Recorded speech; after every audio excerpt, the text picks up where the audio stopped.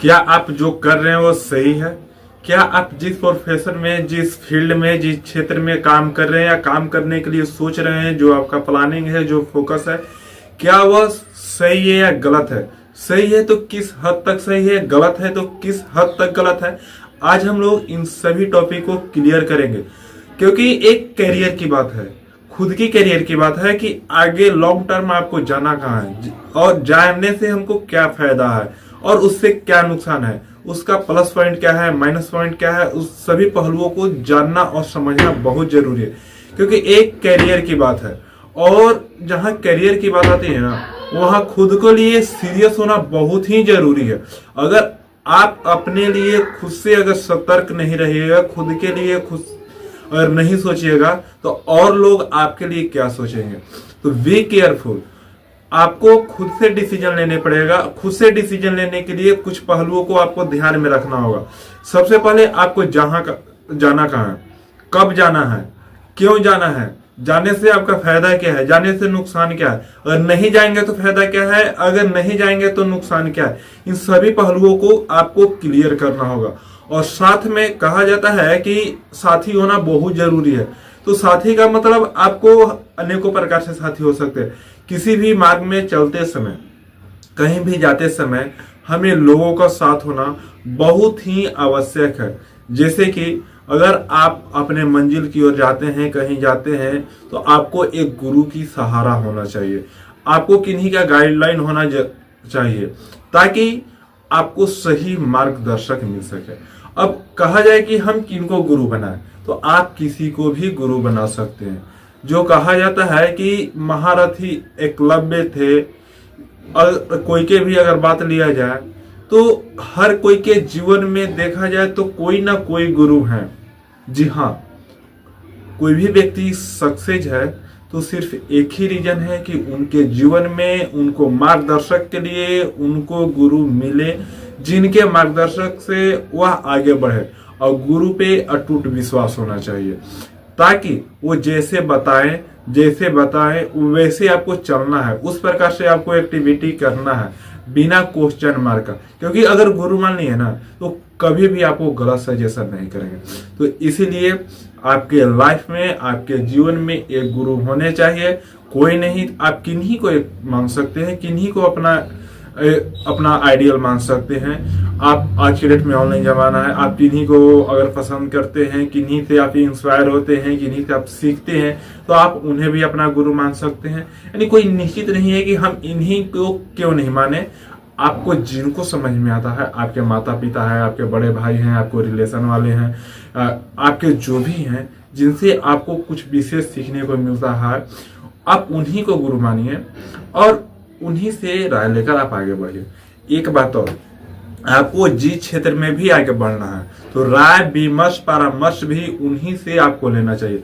मान लेते हैं आपको बनना है अगर डॉक्टर, और अगर राय लेते हैं आप अगर हलवाई से, तो कभी भी राय नहीं देगा कि आप डॉक्टर बनिए।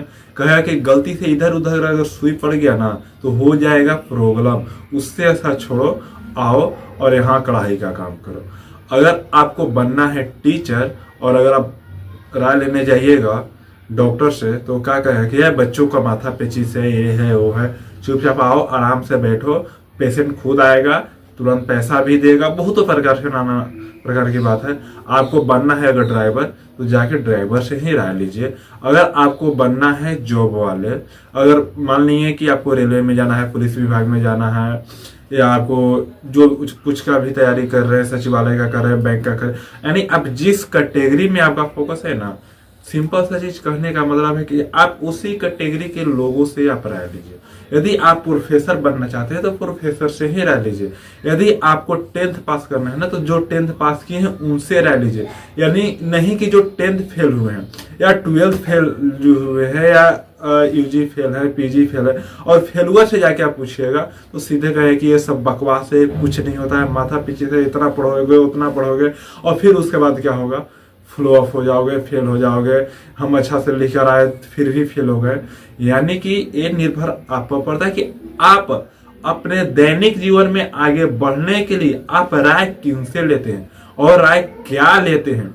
यदि आप सही मायने में आगे बढ़ना चाहते हैं, आप वास्तविक में आगे बढ़ना चाहते हैं, अपने दैनिक जीवन में सक्सेस होना चाहते हैं, तो आपको राय भी उन्हीं लोगों से लेना चाहिए जिस क्षेत्र में आपको जाना है और उस क्षेत्र में जो सक्सेस है, राय उन्हीं से लेना।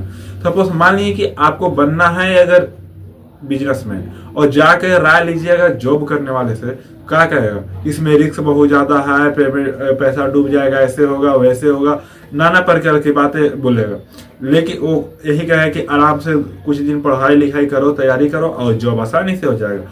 सेम सिचुएशन आता है कि यदि आपको बनना है बिजनेसमैन और अगर जाके राय लीजिएगा जॉब करने वाले से, तो वो क्या कहेगा कि ये सिंपल सा चीज है कि आओ बिजनेस में बहुत प्रकार के, यानी आपको जो बनना है ना, जिस प्रकार से आपको तैयारी चाहिए, आप जिस प्रकार से अपना करियर देख रहे हैं ना, सिंपल सा चीज है, राय आप उन्हीं से लीजिए, ना कि किसी और कैटेगरी से। और साथ में उसी कैटेगरी में भी राय ले रहे हैं, मान लेते हैं कि आपको पढ़ाई करना है तो स्टूडेंट से ही राय लीजिए। मान लीजिए आपको फिजिक्स पढ़ना है और जाके आप इंग्लिश के स्टूडेंट से राय लीजिएगा, क्या कहेगा, अलग कहेगा। यानी कि जो सब्जेक्ट पढ़ना है उसी सब्जेक्ट के विद्यार्थी से, जो उसमें आगे है, जो अच्छा से पढ़ता है, उसी से राय लीजिए, ना कि अदर से। अगर जो खाना बनाता है तो खाना बनाने वाले से राय लीजिए, नहीं कि गाड़ी चलाने वाला से राय लीजिए। क्लियर सी बात है। आपको जो करना है, जिस फील्ड में जाना है, आपको सोशल मीडिया इन्फ्लुएंसर बनना है, तो जो सोशल मीडिया पर जिनका पकड़ है, जिनको नॉलेज है, आप उनसे राय लीजिए, ना कि किसी और से राय लीजिए। तो जिस क्षेत्र में, जिस फील्ड में आगे आपको बढ़ना है, राय आप उन्हीं से लीजिए।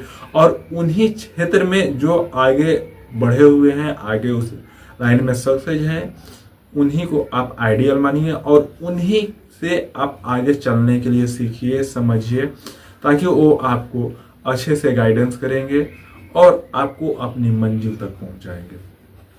और साथ में सभी पहलुओं को ध्यान में रखें कि हम जा रहे हैं तो उससे क्या फायदा है, नुकसान है, उसका प्लस पॉइंट क्या है, माइनस पॉइंट क्या है।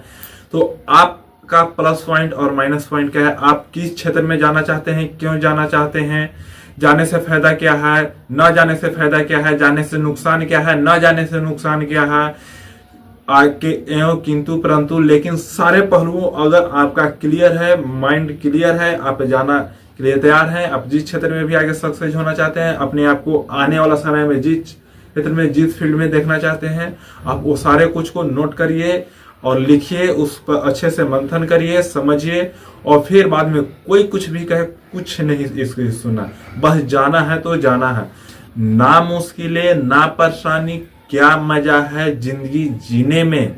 ना मुश्किलें ना परेशानी, क्या मजा है जिंदगी जीने में। आंधी तो आंधी, तूफान भी रुक जाएगी अगर लक्ष्य हो सीने में। तो इस बात को साथियों आप लोग ध्यान रखें और अपने करियर को लेकर बी केयरफुल रहिए, सीरियस रहिए, नहीं तो सभी लोग आपको भटकाने के लिए तैयार हैं, आपको अपने रास्ता से बर्बाद करने के लिए तैयार हैं।